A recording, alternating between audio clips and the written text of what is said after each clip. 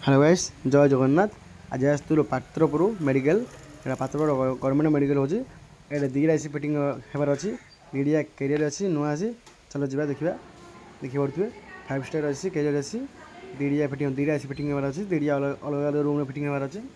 देखिए पड़े गोटे आउट रूम गोटे डॉक्टर सार चेम्बर फिटिंग हम आ गए लैब्रे फिटिंग हम। देखिए पड़े फास्ट लैब को आसलु तो यहाँ आगुरी गोटे एसी लगी से एसी खाली स्टाण लगी एसी लगे यार एसी फिटिंग हो। चलो फास्ट इंड्रो फिटिंग करवा तो आउटर पाखु जा देखिए पड़े इंड्रो फिटिंग करदेलु आउटर पाखु जबार अच्छी पूरा बुले जबार अच्छी सर्टकट रास्ता नहीं। चलो देखिए पड़े भाईना आम बाहुबली द्वारा पूरा बाहुबली बढ़िया आउटर धरी जाऊँ पूरा बुली जावा पड़े भाई बहुत दूर अच्छे टी मैंने गोटे 100-200 मीटर दूर पूरा मेडिकल बुली पूरा पछपटे जबार अच्छे। चलो देखिए पड़े आउटर पाखु पलि आसलु ये स्टाण भी लगे सेमती रखा हे ऑफिस मना कर कस्टमर मना कर।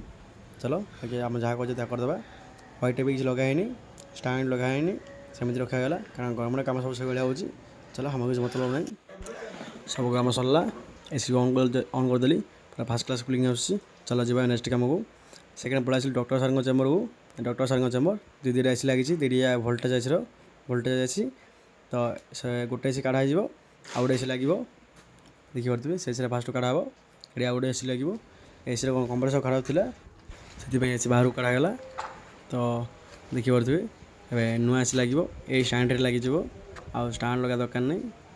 तो देखिए पड़े तलू जा खाली जॉइंटा मारे अच्छी होल तो करा दरकार ना कि होल तो से होल हो भाईना आम पाइप सीधा कर देखिए पड़े पूरा इंड्रो फिटिंग होगा ये से आउटर पाखु जा। चलो सब सामान रेडी करदेलु आउटर पाखु जा। चलो देखिए पड़े जॉइंट फॉइंट सब मारदेलु प्रश्न तलू जाते देखिए पड़े आर वायर सामान दूसरी वायर हो किसी असुविधा नहीं आउटर फिटिंग करदेली मुझे माइना आम तलू जाइए जॉइन मारे से भितर आसला ऊपर जॉइन मारा हे। तो भाई आम टोटाली कम सरला मुझे कस्टमर कहली व्हाइट सीमेंट आने आउ 3 पिन टप आने तले देवाई तो कस्टमर कहले थाऊ आदेश कर दियो मोर ठीक अच्छे किसी प्रॉब्लम नहीं फ्यूचर पड़े आप रिक्स। तो चलो जा सरला आज ये भितर जा कूलिंग कूलिंग कौड़ा आसना कूलिंग पूरा फास्ट क्लास आसूँ। रही जय जगन्नाथ पुणी थे देखा नेक्स्ट वीडियो।